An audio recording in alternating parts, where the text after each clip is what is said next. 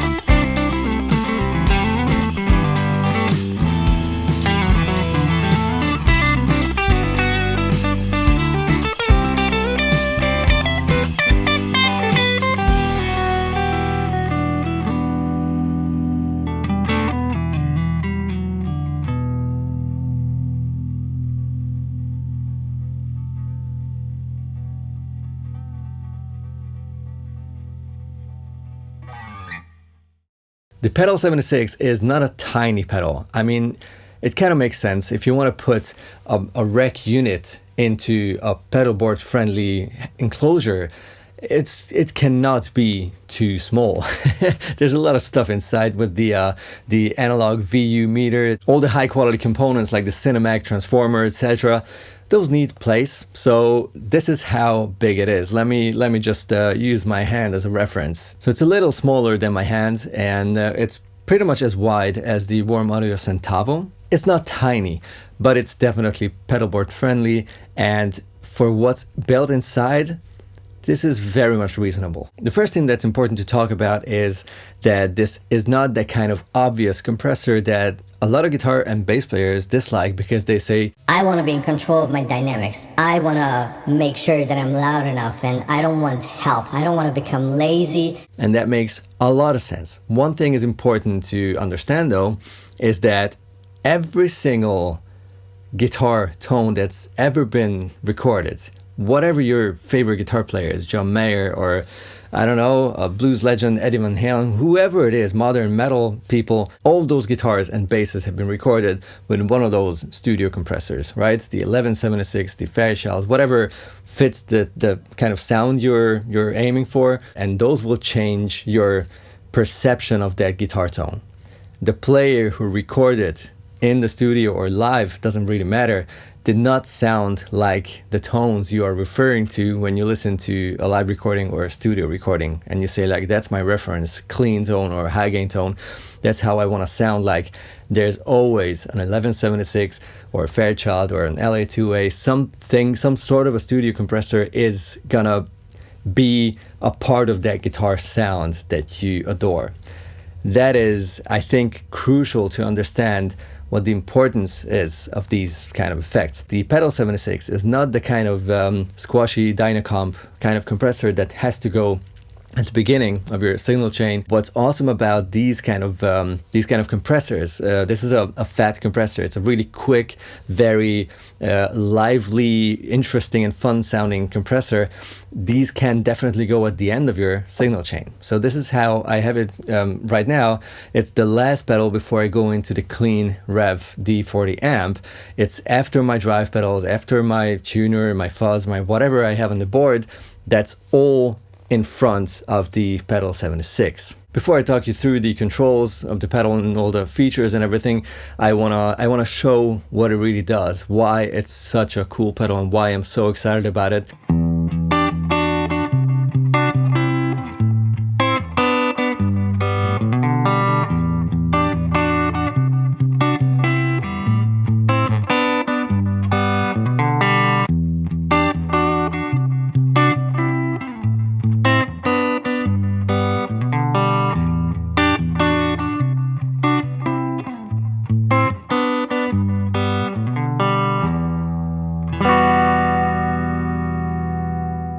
And that's the thing about it. If you don't know that it's a compressor on, you don't really think about it. It's just a nice and well-balanced guitar tone that just works on a recording, especially in a mix. All right, let's talk about the knobs. Far left, there's the ratio.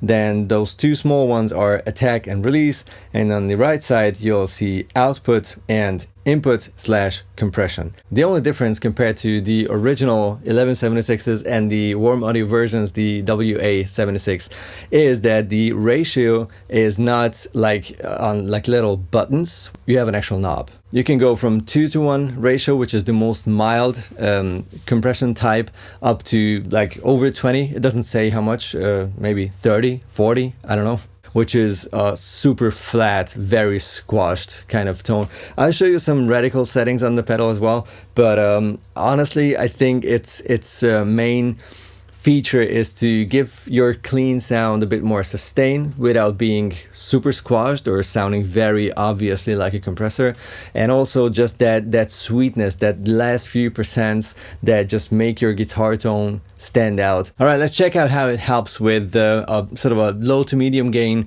tone to increase the sustain.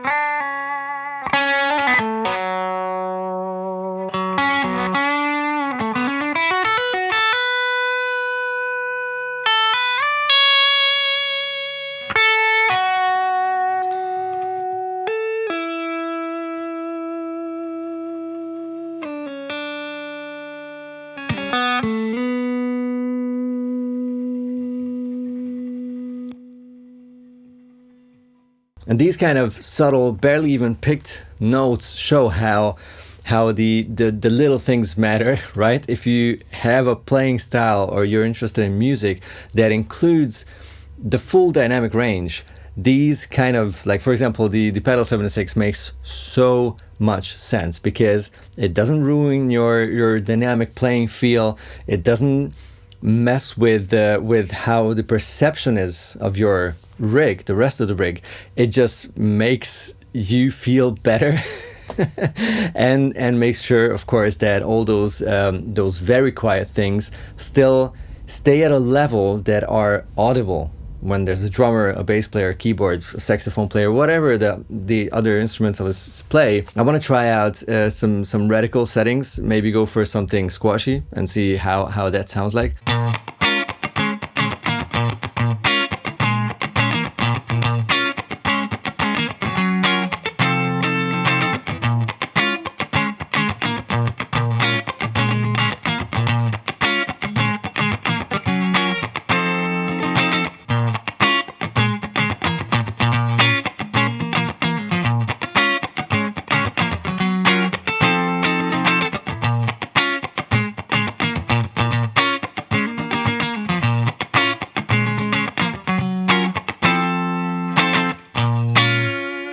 What's nice about the Pedal76 being a pedal is that you can use it as a preamp, basically, or like a boost.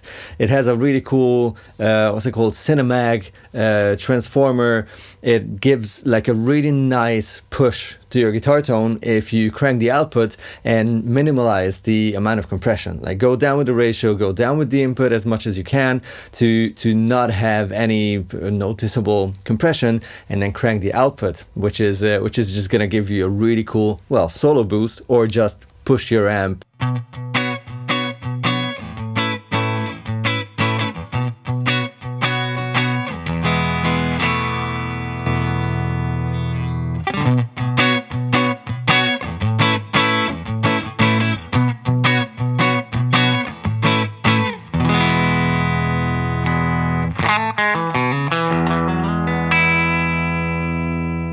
You can have the Pedal 76 in front of an amplifier. So if you're a bass or a guitar player and want to go into an amplifier, there's an output for that. But there's also a line or mic balanced output, which is gonna help you to connect it to anything else, like, I don't know, audio interfaces, preamps, etc. I'm really happy to see that it works with 9 volts, which is a big surprise because it's obviously much more power hungry than a lot of sort of typical simple pedal designs, but it bumps up the voltage internally, so you don't have to worry about it. You just have to give it enough juice, but it works with 9 volts, so most power supplies will be able to provide that, which is amazing. And last but not least, you can choose true or buffered bypass depending on how it fits your rig best. I guess that's a really clever and cool option to have. All right, my thoughts on the Pedal 76. It's definitely a keeper for me, mainly because I record a lot of guitars and I always have an 1176 style compressor somewhere in my signal chain. Usually I have a plugin active that you will never really see or hear because it's not a part of the guitar rig, but you will hear it because it's a part of the guitar tone, right? If you don't use a very mild studio compressor, your recordings will just sound very underwhelming. Actually, much more sort of flat and boring than it was in the room. I try to recreate the experience of being in the room with that guitar rig, right? That's the volume, of course, is a big part of it. If you're the player, it's even more fun because you feel how it all reacts and interacts.